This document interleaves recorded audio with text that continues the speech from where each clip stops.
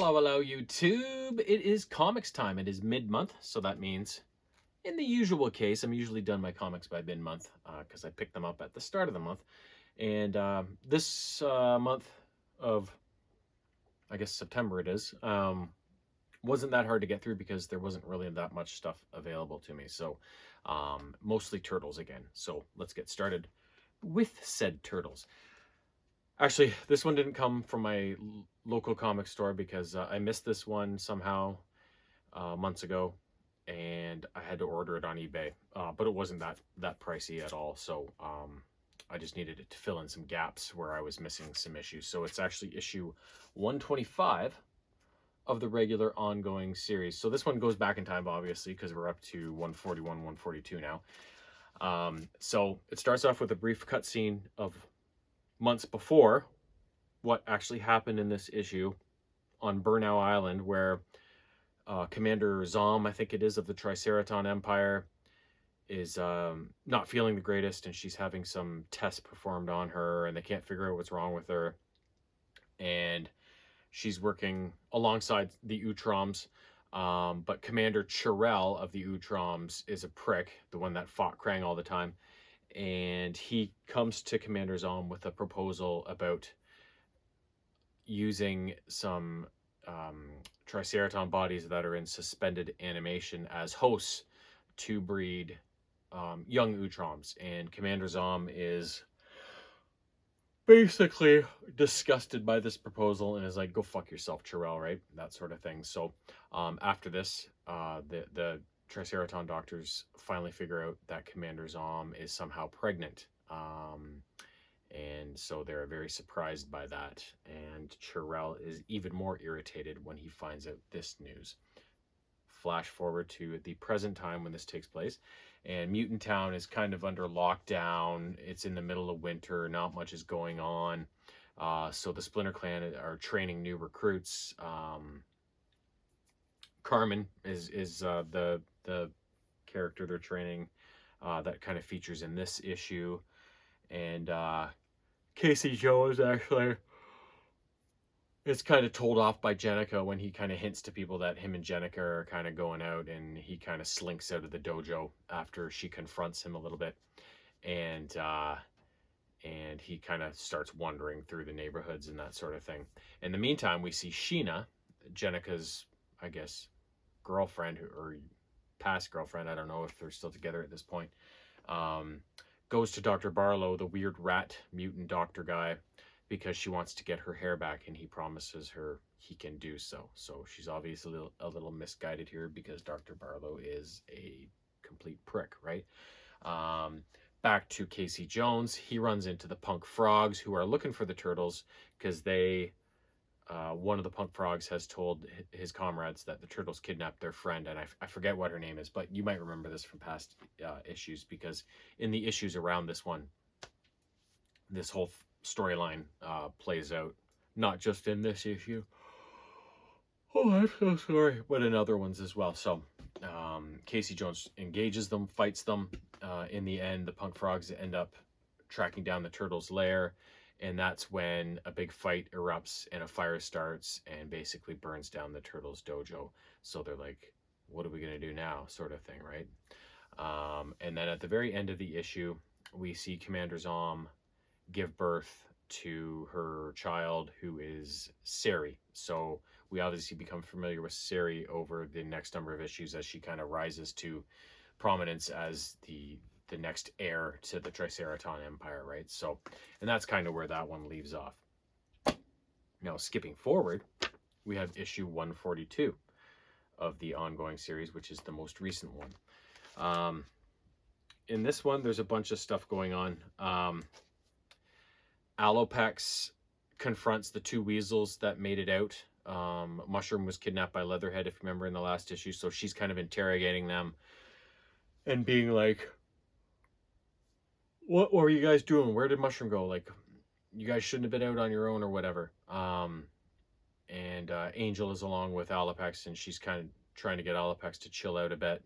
But then Raphael shows up, and who has some very bad blood with Alopex after they broke up. after the Clan agreed to work with Shredder over the Armageddon game. So she immediately starts in on him, typical, and causes a big scene there.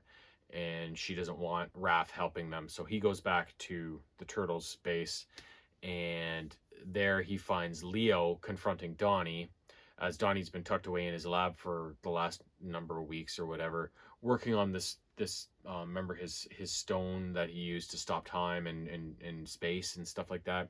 He's working on this problem because he this thing called Armagon is coming for them, and he wants to figure out how to stop it, and he needs to study this mystical force in order to do so. But the other turtles don't understand that, and he can't really tell them. So Leo and Donnie get into it a little bit. Then Raph shows back up, and then he gets into it too, and they all start fighting and stuff like that. So then Michelangelo is like, bros, you guys just suck. Like, get over yourself. So him and April take off and are kind of disgusted by his brothers. And April's like, you know what, Mikey, you got a voice, you got a platform. There is something you can do about the current situation. You've got your radio show, right? Your podcast. So he goes on air and reaches out to Mutant Town and says, you know, because the mutant murders that are going on, there's a whole bunch of unrest going on, right?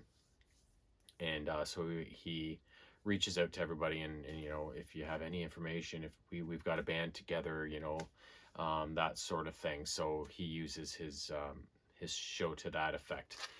And then in the end, I believe the Turtles and Alopex kind of all figure out that Mushroom has been taken by Dr. Barlow. And Dr. Barlow is using Leatherhead as kind of a henchman, and he's the one that captured Mushroom originally. And he reveals that he's got these red dragon scales that he's using to provide power to his allies. Like Leather has one of these scales kind of embedded in his stomach that gives him these extra powers. Dr. Barlow has one, and now he plans on putting one on Mushroom for what ends, I don't know. But the Turtles figure out what's happening, and they launch an assault on Dr. Barlow's base. And Donnie finally emerges from his lab before they go and says, guys, this is what I've been working on. I got help. So he creates a portal that brings Venus and her allies along to the fight with them. And that's kind of where the issue ends off. So I'm imagining issue 143 is going to be kind of a fight at Dr. Barlow's office as they try to recover Mushroom and figure out what the hell is going on with Dr. Barlow. Next up, a one-shot Turtles issue called Splintered Fate. In this one, the Turtles are engaging with the Foot Clan, and we see Karai leading this charge, and we see this strange being pop out of like a pink portal and talk to Karai about, you know, do your job, fulfill your promise to me, right? So there's some sort of deal going on between Karai and this mysterious figure, and this figure has this ability to use these portals, right? Then we also see later on, we see this figure come through another portal where Leatherhead is, and it baits Leatherhead by saying, look, I've got the technology to turn you back into just a regular alligator, and I will do so if you can take out the turtles for me, right? So now this figure has Karai working on the turtles, and now it has Leatherhead working on the turtles. So they're in a bit of trouble. They got lots of people looking for them and wanting to eliminate them. Meanwhile, the Turtles have retreated to home base in the sewers after their battle with Karai and the Foot Clan. And they're kind of arguing and figuring out like just what the hell is going on. And then all of a sudden they find Splinter locked in or squirreled away in his chambers. But somebody goes to check on him, and they find him being pulled through this portal. And they're like, what the hell is going on? So they have to kind of go off in search of Splinter, and they end up running into Leatherhead, and Slash gets involved, but Slash is on their side. So they try to, the rest of the issue is them trying to track down exactly what the hell is going on. And they even get taken through a portal themselves and end up running into this guy that, this figure that has commissioned Karai and Leatherhead to take the turtles out, but then he brings them through a portal, and he's being nice to them for some reason. So we don't really know what what the end game is, but they are brought through a portal and confronted by Shredder. So there's Shredder is involved in it somehow, and we don't know exactly who this guy is that has this ability to use these portals, and that is kind of baiting everybody along, right? So, and it kind of ends off on a cliffhanger, and there's not going to be another issue because the rest of the story is played out apparently in a Turtles video game of the same name that's available in the iTunes shop. So I checked it out, but it's part of the iTunes Arcade or something like that you have to pay like a monthly fee for. And I was like, yeah, no, we'll just let this one remain a mystery, right? But while I was in the iTunes store, I found some free Turtles games to play, so I got those instead. So, silver lining. Next up, the third issue of the Teenage Mutant Ninja Turtles and Street Fighter team up. Oh shit! And I just dropped something. So in this one, the dust has settled after the battle in the casino. Raph and Chun-Li have been captured by Baxter Stockman and M. Bison. So the rest of the Turtles and the rest of the Street Fighter gang are checking camera footage in the casino, trying to figure out just what happened to Chun-Li and Raphael. And while they're watching it, they see one of the guards they were fighting against pop out of hiding and go running off. So Guile and Michelangelo take off in pursuit of him to try and get some answers, while the other ones continue to figure out from the casino any clues of where they went. So they have some success and follow some underground passages they find. Meanwhile, Michelangelo and Guile end up catching this guy, but kind of not really. While all this is happening, M. Bison kind of announces his plan to Raphael and Chun-Li about how Raphael has this crazy amount of psychic power that M. Bison is going to harness for a psychic bomb that he's going to unleash. And that's the whole reason why he kidnapped these guys. So as the Turtles and the Street Fighter gang get closer to rescuing Raphael and Chun-Li, Chun-Li and Raphael actually engineer their own escape attempt. And in the process, M. Bison ends up setting free a guy he has in captivity that's part of his whole project, whatever he's doing. And when Baxter Stockman hears the voice that yells, "I'm free," when M. Bison sets this lock loose, he goes, "What have you done?" And it's Shredder that pops out of like some sort of stasis or storage compartment that he's been being kept in. So the next issue should be interesting. Can you imagine like M. Bison and Shredder teaming up as like a street fighting pair against some of the Turtles and Street Fighter gang? That'd be pretty cool face off. So that's kind of where that one ends. Last up for the Turtles, issue 2 of the Turtles and Stranger Things team up. So there's kind of two situations going on as this one starts. I think it was Raphael and a couple of the Stranger Things kids, including Dustin, got captured in the last issue by Baxter and those guys, and they are inside of some cells in some facility, but they end up staging a breakout when Raphael just breaks down the wall and stuff like that. So they start making their way through the facility to try and A, get the hell out of there, and B, gather as much intel as they can before they leave, right? So on the flip side, the rest of the Turtles and the rest of the Stranger Things kids are down in the sewers looking for clues and information on what's been going on, and they end up finding one of those like rifts or gateways to the upside down world, and end up engaging all sorts of Demogorgon Mouser contraptions that they've been having to fight. Now, while they're in the middle of battle,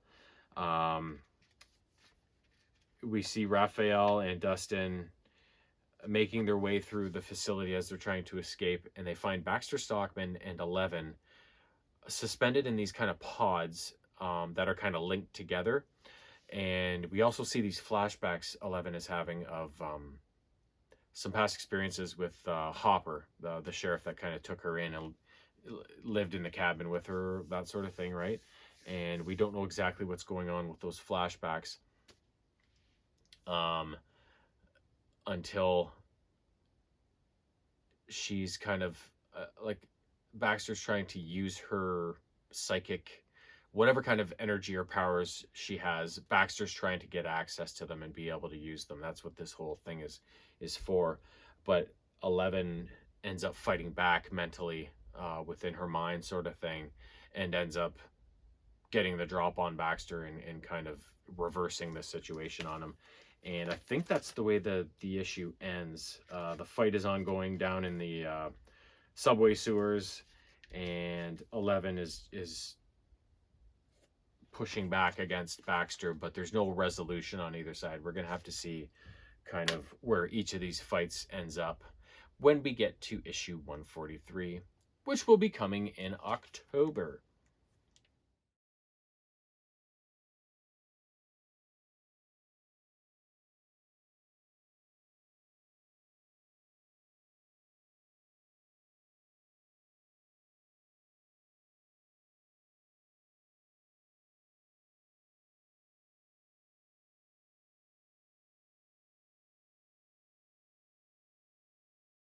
Okay, the only other thing I got up to was one single old back issue.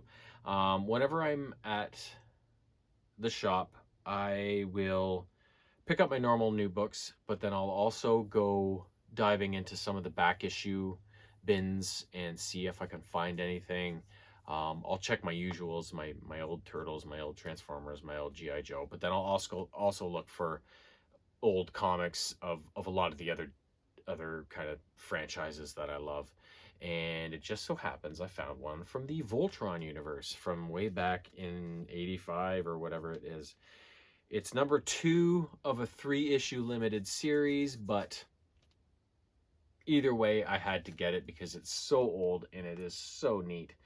So in this one's called The Wrath of the Roe Beast. So in this issue, the Voltron crew they're at some sort of seasonal festival or something like that at the castle, where all the citizens are there and everybody's having fun and having some food and some drinks and celebrating whatever this occasion is. But Lance is really antsy, and he's not really comfortable with the whole glitz and glamour of these types of things. So he's like, Keith, I'm gonna just go out on patrol. I'm just gonna go fly around in the Red Line and, see if there's anything going on, sort of thing, right? So, well, there is something going on. A Roe Beast that was launched by the King Zarkon or Prince Loder or whoever was behind it has been flying through space for the longest time, but it finally finds planet Eris, lands, and unleashes a massive Roe Beast. Lance, of course, runs into this Roe Beast when he's on patrol, attempts to engage it, but being just one lion from the Voltron, he can't quite bring this thing to heel, and the Red Lion ends up getting pretty damaged in the process. So he scrambles back to the castle, lets everybody know what happened, and so the rest of the Voltron force scramble to get into their lions. But Lance is like, I can't join you. Like, my lion is fragged, it's going to take a long time to repair, and this is like the largest Roe Beast they've ever ran into. So they're like, we're not going to be able to defeat it without being able to form Voltron, sort of thing. So like, we need Lance, we need you out there, we need that lion functional. So who is it, Alfor, I think, that kind of looks after Princess Allura in the castle. He has a way, it's risky, but he has a way of possibly speeding up the repairs of the Red Lion and making it good to go in a very little amount of time. But like I said, the process is risky, and it could actually, if it doesn't work properly, it could actually do the opposite and damage the Red Lion even further, sort of thing. But they had no choice, because Voltron's not going to be a holdout for that long against this thing, so they don't have the time, right? So they go through with the process. Of course, it works. Lance joins the fray, and Voltron forms and takes down the Roe Beast. Just like the formula for every episode of the original Voltron's show. And you know what? It may be the same every episode, but it never gets old. Just like this comic didn't get old. It was pretty awesome. I love looking through old comics all these years later. Just the different style from where comics have gone at this point with just the quality of the art now, the way that it's all presented. Like it's the 80s are such a recognizable era for comics for a lot of things. But so I just love going back, reading those older issues. And not only that, but when you're looking through these old comics, like some of the ads that pop out on the pages, you're like, oh, I remember that toy. I remember this. I remember that. So it's kind of like a trip back in time, a nostalgia kind of thing. So, but I'm so glad I found this comic. I'll add it to the box in my very small Voltron section, but hopefully over time, that is something that can at least grow a little bit. But hey, we'll keep our fingers crossed.